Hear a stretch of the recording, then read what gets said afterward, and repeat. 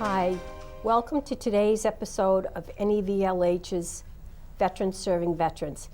We have an episode today that will probably interest you, and you'll be very surprised at how many people in America suffer from this disorder. But first, I have JT with me, JT Torres, and he would like to just say a little bit something about a local resident.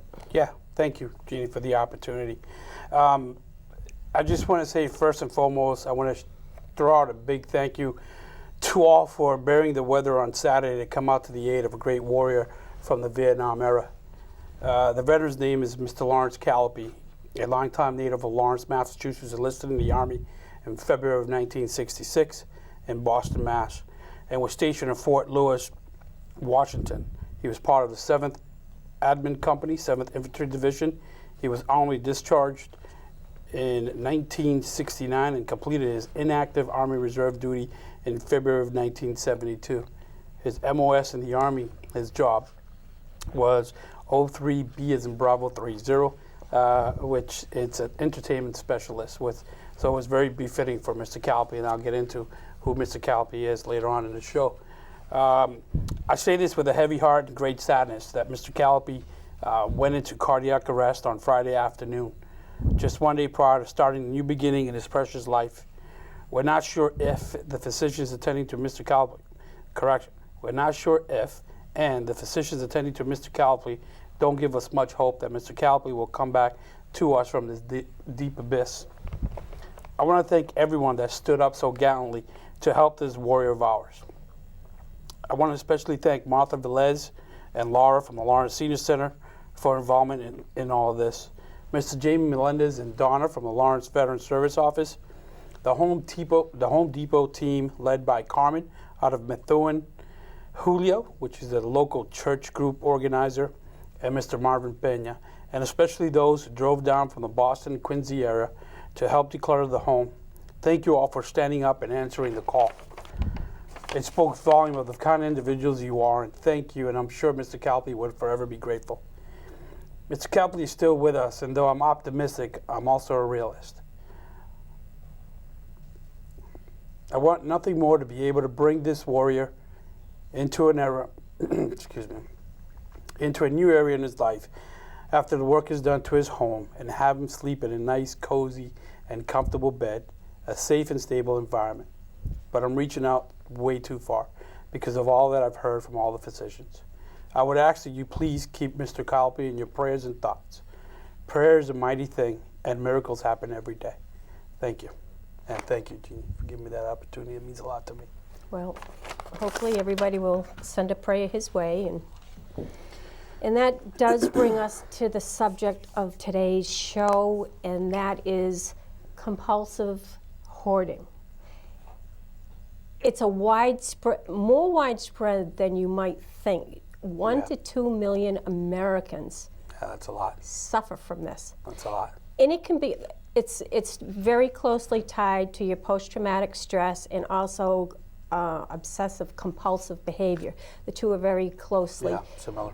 Usually there is a very stressful situation that somebody might go through, and sure, we're talking trauma, veterans here, okay? Yeah. Battlefield is a perfect example. Or it can be just in the mind. It doesn't have to be a physical thing like you think for women, okay, rape. Sure. But it doesn't have to be. There's a lot of variables involved. A lot of variables. And people collect things, they hoard things as a sort of comfort, maybe? Barrier. No, it's a barrier. Think about it. If you put stuff all around your apartment, you're almost building walls so that you're in, and if somebody were to come in, guess what? You'd hear them because they couldn't get in with all that clutter. Sure. And it works obviously two ways. It might give that person peace of mind. And I don't know, what it was like with the individual that you dealt with. Yeah. Well, I look at it in my own perspective. That would be a peace of mind. Because the reason I say that is because once it starts getting dark, I become hypervigilant, right? And then when I come super hypervigilant, I want to put stuff out there that's going to pre-warn me or whatnot. Yeah, Such a perfect Make example. a lot of noise. Somebody's going to trip over something, and yeah, I get it. it's just it's sad because if you don't, I look at it like if you don't pick it up right away, it just spirals out of control.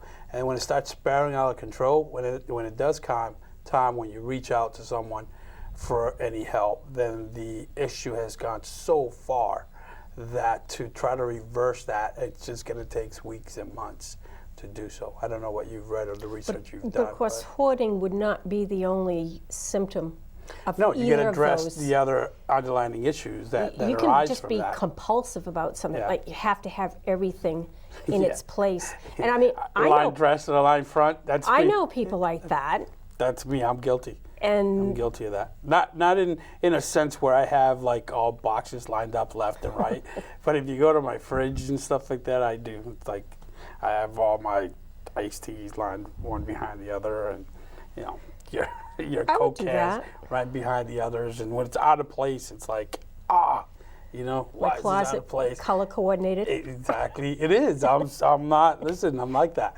It's white, blue, red, gray, and so on and so on. The shirts come first, and you know the trousers come second.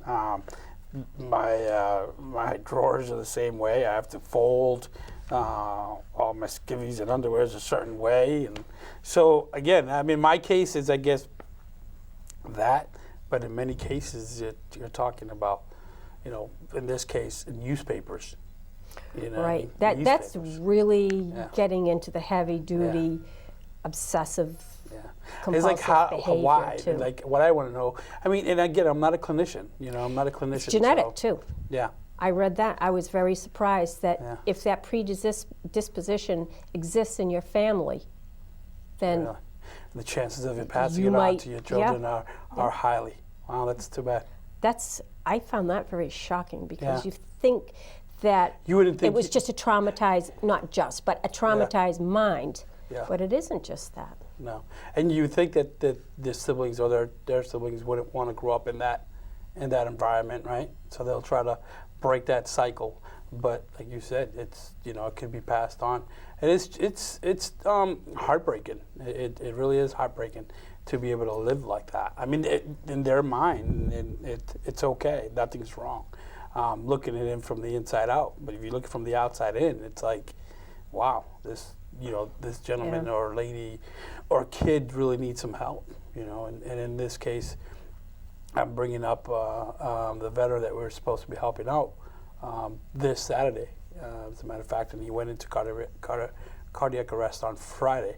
It's the same case. We were going in there to help him out, to clean out his house, and he had a lot of stuff. I can't really get into details, and it's just out of respect and privacy for Right. Mr. Calpe. But I wanted to bring it up because this is one case that my first case, really, in NEVLH, since NEVLH been in existence, that we have like this. And it's hit close to home. I've taken it personal, you know. Well, if somebody's your friend, you're always going to, Yeah. you'll take it personally, and Yeah. it is terrible.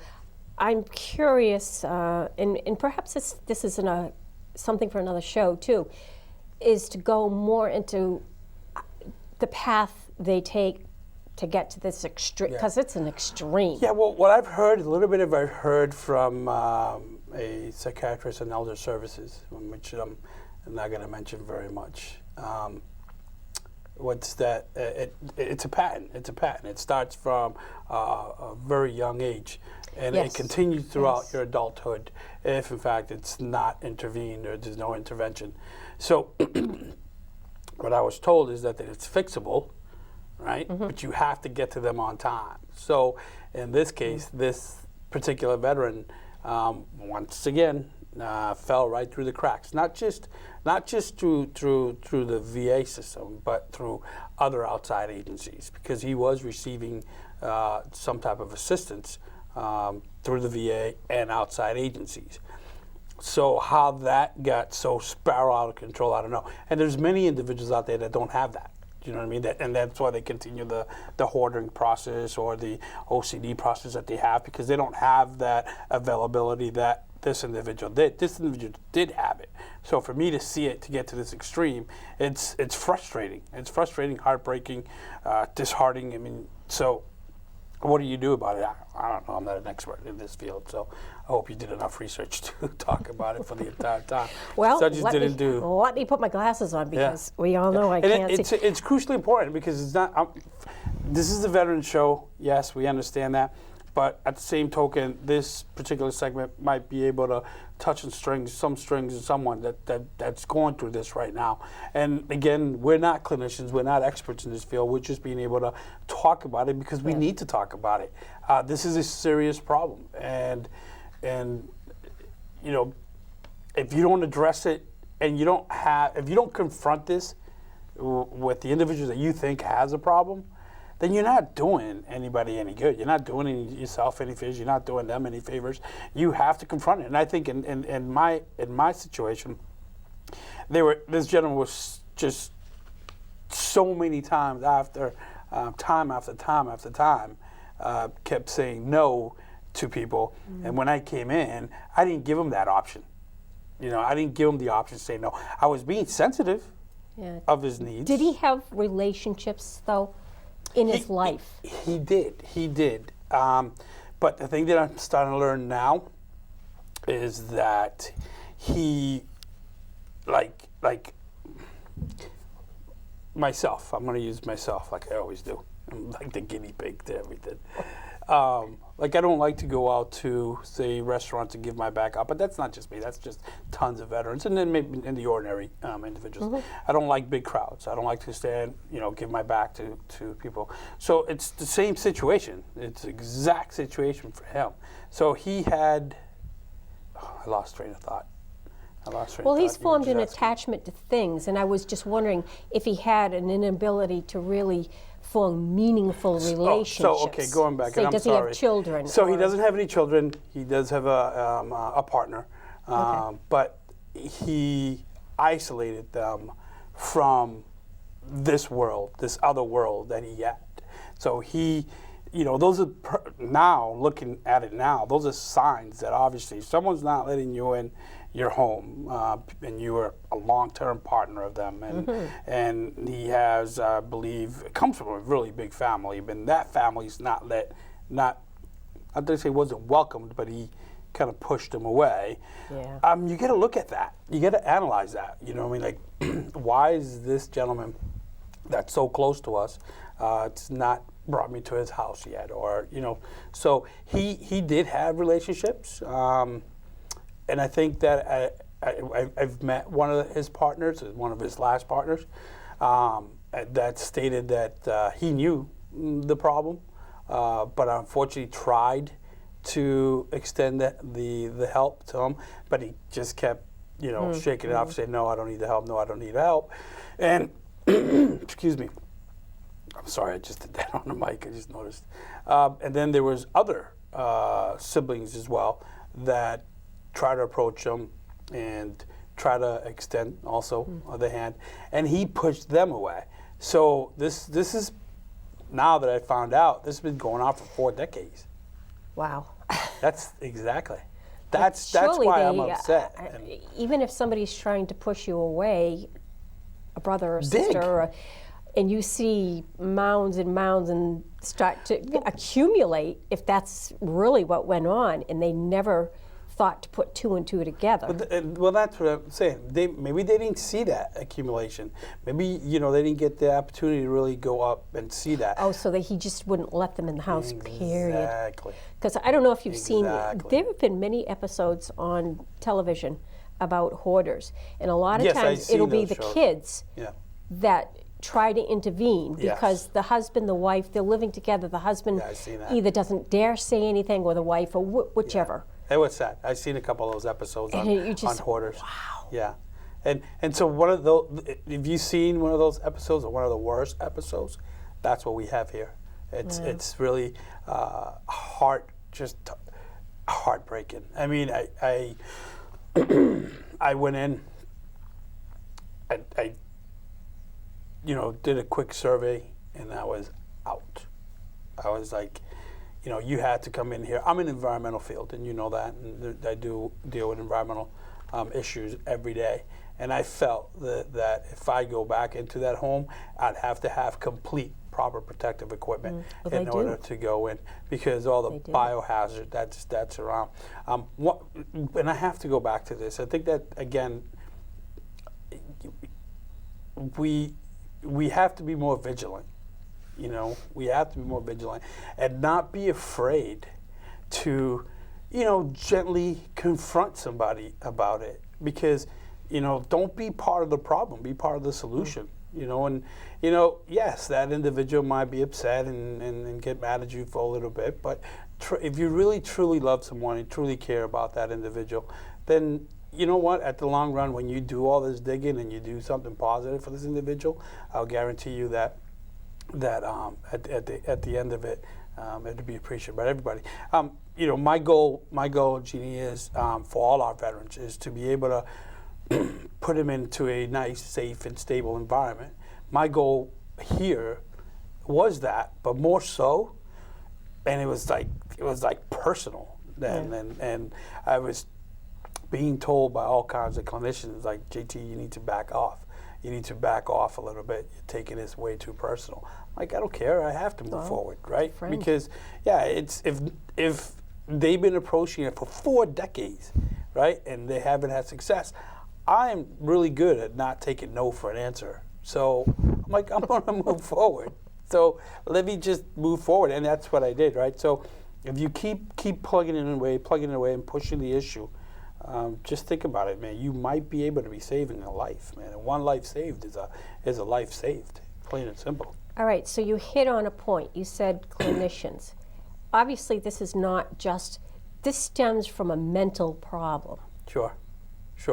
So you need Situation is going to dictate exactly. a psychiatrist Absolutely. or a psychologist, It whomever. goes hand in hand. Exactly. Yeah, hand in hand. You can't do this. You can't do this alone.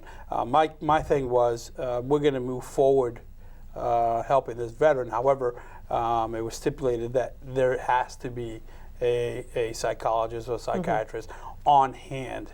Not so much because I was worried that this individual is going to stop me every 2 minutes, which I'm sure he would have. Yeah. But more about me, grabbing something that I see, in my view, as just being something that I need to dispose of, and he's not going to look at it that way. So I needed that professional there, that when that time came, you just immediately intervene and say, okay, tell me why this is so special to you. Or let me know why should I just put it aside on the good pile versus, do you see what I'm saying? Yeah. And we were going to have that in place. I wasn't going to move forward without that in place. However, I also knew that I had to be hard. I had to be strong, and I had to be the bad cop, I guess, and say no. We got to get rid of this. Whatever environmental explanations that I gave him, I'd come up and, pull a word out of the dictionary and say, this is why we're not doing it, whatever. Give him an explanation as to why, but you need that element. That you can't do one without the other. There's no way. I mean, by the time, maybe you're there a half hour, 40 minutes, crying out loud, his blood pressure is going to skyrocket. And then your blood pressure is going to skyrocket, and nothing's going to get done. So yes, it's so crucially important to definitely bring a professional, and bring a professional of that field. Don't just bring in a professional that deals with marriages or kids. You have to bring a professional that deals in that field, plain and simple. Otherwise, it won't work. Now, the VA certainly has a lot of psychiatrists on board. I mean, let's face it, that should be the major thing when you're dealing with veterans, because they do. They're the people in our society that have gone through the most. Yeah, they do. They do. I don't think that the VA has, and again, I might be speaking out of terms, but I don't think the VA, based on all the years so far navigating through the VA system, I haven't heard of any specialty psychiatrists versus other than for combat-related situations. sure they do, but we've reached out to them and we haven't got a response. So it leads me to believe that they don't have any specific. Very surprising, because to me, Well, that's an obvious manifestation Yeah. of stress. Yeah, you would expect that they would be prepared for that, and that's why I'm so upset, G. I am like infuriated because, you know, here's a guy that fell through the crack, plain and simple, a Vietnam vet that fell through the cracks on both elements. I'm talking about the VA and the state agencies or the federal agencies, because they're providing. He was getting services in West Roxbury, so that's where he goes for all his services. So you got to tell way me away. it is. Yeah. You got to tell me, out of all the years him going to West Roxbury, there's not one annotation that states that, you know, he's having some types of issues of hoarding. You walk around, and you know right off the bat when you have a guy coming down the street with a couple of garbage bags, right, and another bag in a side, and there's something not right. You assume he's homeless. Yeah. Or, Well, that's one, and you would hope that. did he have they stop you. Did he have animals? No. Well, other than the critters that are living in the Well, house. I mean, some people hoard animals. You've heard Yeah, all no, these they stories: don't. 30 cats, Yeah, dogs. His specialty was well, I don't want to say was, because he's still with us, so God forgive me. His specialty is newspapers and stuff like that. I mean, newspapers, you're talking from the Yeah. 70s, you know, all the way to present. Well, they said in what I read that newspapers is one of the major things. Yeah. Again, because they can stack Yeah. them, and there can be a path through there for them. Yeah.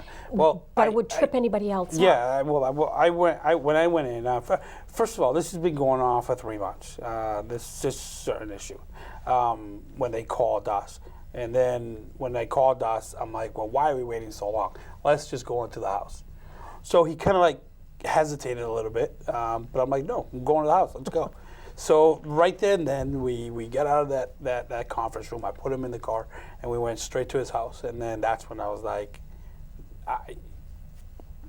I was like really taken back, really taken back. I've never, I've seen it on TV, but to see it up close and personal, it shocked me. It really. And again, you shocked me. want to stress, his case is not unique. No. That's No. what makes this No, all there's- the worse. Like His you case just stated, is not it's 2 unique. million people out there that are suffering from it. And it And it various takes over your life. stages. And I think that in the situation that he's in now, and his health-wise, is a lot to do with his surroundings. I mean, I was going to do an air quality test in there, but there's no need for me to do an air quality test, because based on my observation, I know there was going to be all kinds of airborne pathogens in there, Mold. and he was living under these conditions for years. So that, on top of the hoarding, and then all the effects that it has on your health. I mean, you know, honestly, I am surprised that Mr. Copley has been around for this long, because it's really a serious case. People don't understand the severity of it, and I'm really serious about this. You know, they don't know the severity of that, and so many other things come from it. You know, the good thing about this individual case is that. You know, a lot of people would isolate themselves and would be more quiet, more what am I looking for? More to themselves. And he was like the total opposite. Every time you hear him or you were around him, he's singing. Because he's a composer and, you know, does music, and he's always singing. And my wife and my stepson have grown really attached to him, because he's like, you know, he's always saying beautiful things to people, and you would never in a million years think that he has an issue. You would not. But it makes you wonder where he's so outgoing and everything. There's something about going back to his own house. Well, we're thinking that one of the triggers, I think, of when this hoarding started, and the PTSD, I think, involved that again, is his mom. When his mom passed away, and they used to live in the home with him, and then his partner passed away, and then so this was actually going with me was going to be the 4th cleanup in this house. Wow. Yeah. So, but So nobody really seemed to have addressed the real issue, whatever the issue was with him, because you cleaned don't up know and what then it you was. let him back in. Oh, here you go. See you later, Yeah. with no They need to be assistance and no help. monitored. Yeah, exactly. Sure. In this case here, we first of all we weren't going to move forward unless they had a lien waiver in the home. In the event that he passing and somebody else takes over, we could at least get that investment that we made so that we could do that, help other veterans. Second, the stipulation was also that once we were done with the renovations of the home, we wanted at least 3 times a week. We wanted in place a home health aide. So that was part of the stipulation as well, which Elder Service was going to take care of. So I think with that in place, and I think if he had that in place from the beginning, and maybe even not maybe 3 times a week, but even twice a week, where somebody could go and monitor the situation and then reach out to the individuals that did help him clean, then we would have stepped in again and we would have nipped it in the butt right there and then before it got out of control, right? Again, this gentleman, a lot of these individuals, what I'm starting to realize is that they push back, right? And if they get you pushing back far enough and you don't come back, they succeeded. Right? So that's what they do. That's their MO. I'm going to keep you away from my house as long as possible and by any means necessary. And if I happen to do that, then I achieved my goal. Unfortunately for Mr. Calpe, he ran into someone that was just going to go right through him and keep going and keep going and keep going. And so that's what we did. It was simple. It was very simple, they've been trying for months and years to relocate him to another area or another room or wherever and start the cleaning process with no success, right? And I'm not, we're not here for the glory of it. We're not here to get attaboys. We're not here to get accolades. But Lawrence Senior Citizen Center, Jamie's office, my office, we sat down, we came up with a strategic plan and said, here you go. This is what we're going after. It's either yes or no. Because if it's no, we're walking away and we're going to go help another veteran. But if it's yes, we're dedicated 110% from start to finish. And that's all it took, Jeannie. That's all it took. It took a little bit convincing. It took us about a week, okay? But it didn't take us 40 years. Do you know what I mean? So that's what I mean. I see if you're out there and you realize that someone is having this issue, listen, confront it, but be mindful, and be sensitive of their needs, obviously, but approach it. Don't just let it go, because if you don't do anything about it, that next person's not going to do anything about it. That other person that's coming behind you is not going to do anything. And again, you just say it fixed 2 million people. 2 million people. That's a lot of people. I mean, we all have our ways of dealing with stress, but it's definitely. Yeah, but that's so. I think that's one way that we definitely don't need to be dealing with stress. I mean, I think there's other forms and other ways, and I think that's just this particular one. Look at what's at stake. Look at what's at stake. Your health, your family, your home. Because the city of Lawrence gave him about 50 violations in this home. So he only had, I think, 30 days to bring it up to code. If not, they were going to evict him out of his own home. And that's why we came in, because we were like, well, no, our job is to keep the veterans home. He could never have done that. No. By himself, never. No. There was never going to be enough time to do so. And I'm telling you right now. Just curiosity. Yeah. So he did. So you, from all accounts, he was a very outgoing person. You never noticed any other kind of. Very outgoing. You would never ever tell. So he just funneled it all into that. Yeah, he's a very outgoing guy. Anybody that really comes across Mr. Calpe he's a type of guy that would put a smile and a cheer in. it doesn't matter how gloomy the day is or how dismal the day is. He's the type of person that would definitely get a smile out of you. And so and I can understand why maybe it was so hard for so many people. But let's go back to someone that's really close to you, right? That knows about the situation, and then tries and gives up and doesn't do anything further. Well, we called a few individuals that fit that description, right? That there's 2 individuals I know for a fact that knows that this has been going on for about 20 years. Yeah. So I really wonder sometimes if people put 2 and 2 together, or they're so used to seeing something like that that they don't feel right saying anything. But we've come to the end of this show, and I would just like to read something to the audience that we've stressed a couple times, in that it's estimated that 1 to 2 million in North America are living in so much clutter that they can barely walk through their house, find a place to sit, or a clean surface to set a plate on. That's very distressing. Yeah, it is. So hopefully we can get into this a little bit more in another show. Yeah, we definitely need to. But for today, I would hope that everybody could think of Mr. Calapi. Yes, please. Send good thoughts give me his your way. prayers and your thoughts, and we're hoping that either way, whatever way it goes, I made a promise to him, and I'm going to keep it. I don't think that I'm going to go and spend a lot of money in the renovations part, because it's going to just swap to somebody else's hand. But definitely the cleanup, I think that I'm going to still move forward with that. Well, if you want to put it in his honor, then fine, you can do it that way. Sure. All right, JT, it's been real. Touchy subject, but thank you for covering it. Yes.